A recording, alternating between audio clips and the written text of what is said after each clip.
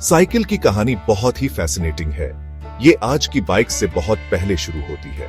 पहले के inventors personal इंसान की ताकत से चलने वाले ट्रांसपोर्ट का सपना देखते थे। सबसे पहले वेल नोन कोशिशों में से एक थी ड्रेजियन, जिसे बैरन कार्ल वॉन ड्रेस ने 1817 में बनाया था।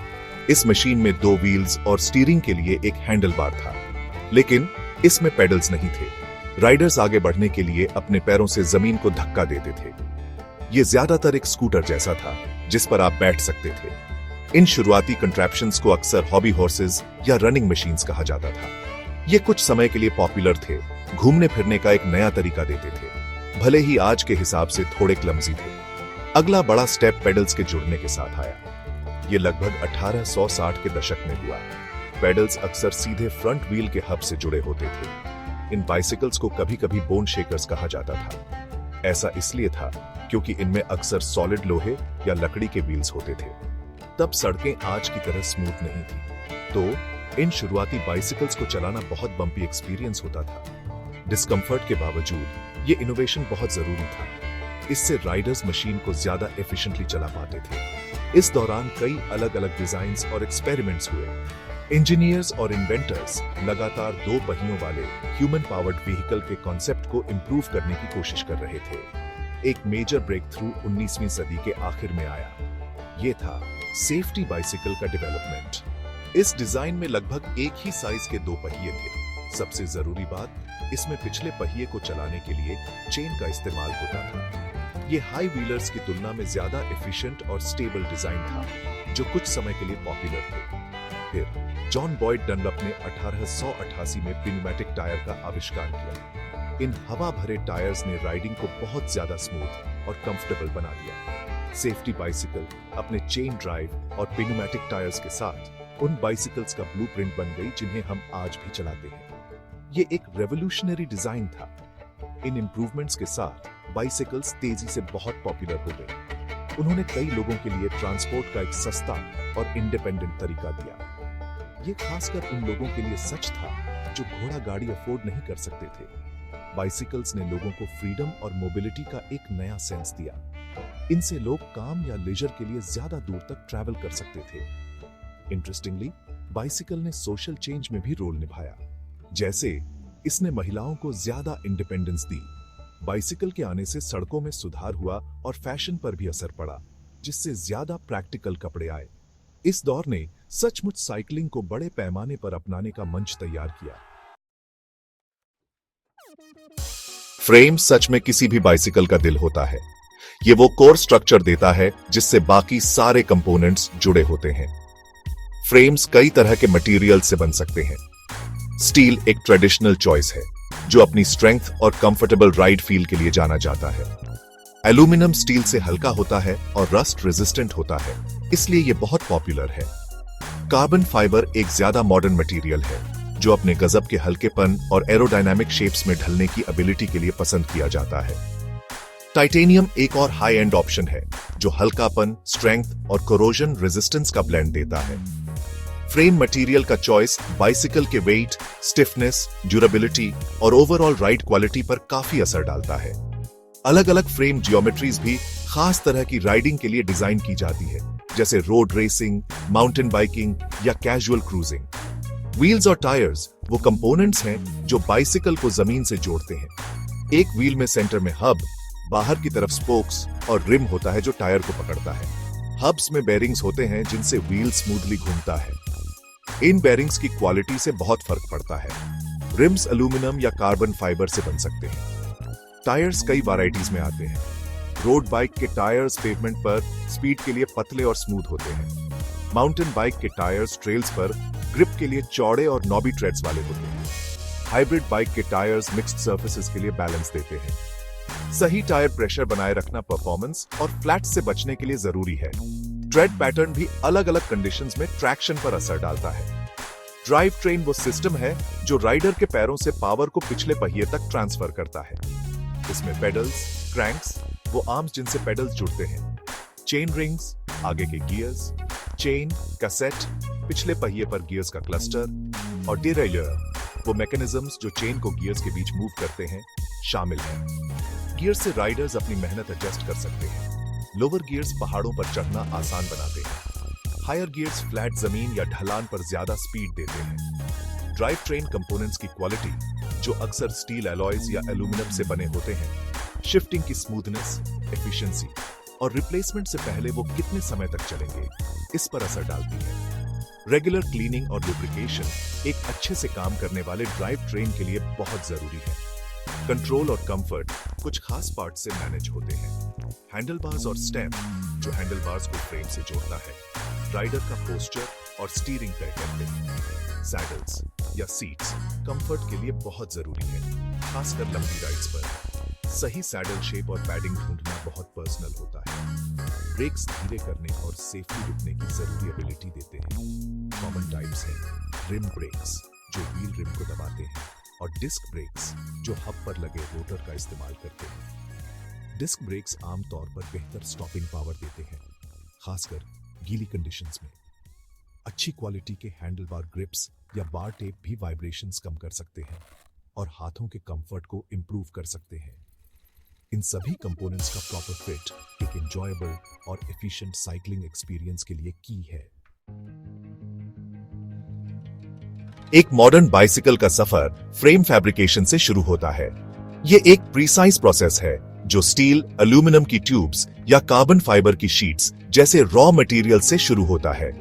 मेटल फ्रेम्स के लिए इन ट्यूब्स को सही लेंथ में केयरफुली काटा जाता है, फिर उन्हें शेप दिया जाता है, मोड़ा जाता है और माइटर किया जाता है ताकि वे एक साथ परफेक्टली फिट हो जाएं। हाईली स्किल्ड वेल्डर्स अक्सर TIG, tungsten inert gas welding का इस्तेमाल करके इन ट्यूब्स को जोड़कर फ्रेम बनाते हैं। कार्बन फाइबर फ्रेम्स के लिए रेसिन लगी कार्बन फाइबर की शीट्स को मोल्ड्स में रखा जाता है, फिर इन मोल्ड्स को हीट और प्रेशर में क्यूर किया जाता है।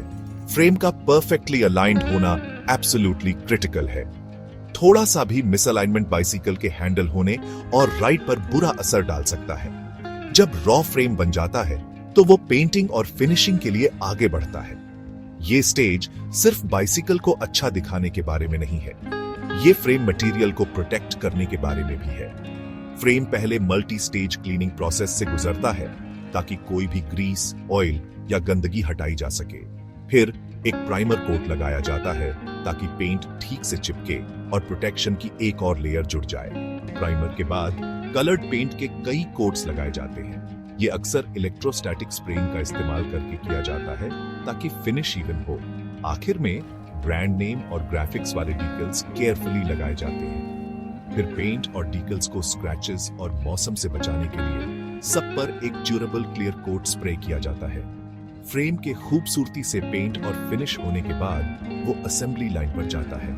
यहाँ सभी इंडिविजुअल कंपोनेंट्स को बहुत ध्यान से इंस्टॉल किया जाता है। व्हील्स, जो इन हाउस बन सकते हैं या स्पेशलाइज्ड सप्लायर्स से लिए जा सकते हैं, माउंट किए जाते हैं। Drive train components, cranks, chain rings, bottom bracket, chain, cassette और डेरायर केयरफुली फिट और एडजस्ट किए जाते हैं। ब्रेक्स और गियर शिफ्टर्स हैंडलबार्स और फ्रेम से अटैच किए जाते हैं। केबल्स को सफाई से रूट और कनेक्ट किया जाता है। इस असेंबली प्रोसेस में प्रिसिजन और बारीकी से ध्यान देने की जरूरत होती है। सेफ्टी और ऑप्टिमल परफॉर्मेंस सुनिश्चित करने के लिए हर पार्ट को सही ढंग से इंस्टॉल और मैन्युफैक्चरर की स्पेसिफिकेशंस के अनुसार टॉर्क किया जाना चाहिए। कई फैक्ट्रीज स्किल्ड ह्यूमन वर्कर्स और ऑटोमेटेड प्रोसेसेस का कॉम्बिनेशन इस्तेमाल करती हैं। बाइसिकल के फैक्ट्री से निकलने से पहले फाइनल स्टेज होता है कड़ा क्वालिटी कंट्रोल और पैकेजिंग। हर एक असेंबल्ड बाइसिकल कई थोरो चेक्स से गुजरता है। ब्रेक्स को टेस्ट किया जाता है ताकि ये पक्का हो सके कि वे स्ट्रॉन्ग, रिलायबल स्टॉपिंग पावर दे रहे हैं। गियर्स को उनकी पूरी रेंज में शिफ्ट करके देखा जाता है ताकि स्मूथ और एक्यूरेट ऑपरेशन कंफर्म हो सके। सभी क्रिटिकल बोल्ट्स और फास्टनर्स को टॉर्क रेंचेस से चेक किया जाता है ताकि ये पक्का हो सके कि वे सही ढंग से टाइट हैं। पेंट में स्क्रैचेस या मिसअलाइन्ड डिटेल्स जैसी किसी भी कॉस्मेटिक कमी को देखने के लिए एक फाइनल इंस्पेक्शन किया जाता है। जब बाइसिकल इन सभी चेक्स को पास कर लेती है तो उसे अक्सर पार्शली डिसअसेंबल किया जाता है। आमतौर पर फ्रंट व्हील, पेडल्स और हैंडलबार्स हटा दिए जाते हैं या घुमा दिए जाते हैं ताकि शिपिंग बॉक्स में एफिशिएंटली फिट हो सके। इससे बाइक ट्रांजिट के दौरान प्रोटेक्ट रहती है और शिपिंग कॉस्ट्स कम हो जाते हैं। साइकिलिंग से हेल्थ और वेलबीइंग के ढेरों फायदे मिलते हैं। ये लो इम्पैक्ट कार्डियोवैस्कुलर एक्सरसाइज का एक फैंटास्टिक तरीका है। इसका मतलब है कि ये आपके दिल की धड़कन बढ़ाता है बिना आपके जॉइंट्स पर ज्यादा स्ट्रेन डाले, रनिंग की तरह नहीं। रेगुलर साइकिलिंग हार्ट हेल्थ को इंप्रूव करने, ब्लड प्रेशर कम करने और क्रॉनिक बीमारियों का खतरा कम करने में मदद करती है। ये मस्कुलर स्ट्रेंथ और एंड्योरेंस भी बनाती है, खासकर पैरों, ग्लूट्स और कोर में। फिजिकल फायदों के अलावा साइकिलिंग मेंटल वेलबीइंग के लिए भी बहुत अच्छी है। एक राइड अपना दिमाग साफ करने, स्ट्रेस कम करने और मूड अच्छा करने का एक बढ़िया तरीका हो सकता है। ये एक ऐसी एक्टिविटी है जो कई अलग अलग एज और फिटनेस लेवल के लोगों के लिए एक्सेसिबल है, जो इसे एक्टिव रहने के लिए एक वर्सेटाइल चॉइस बनाती है।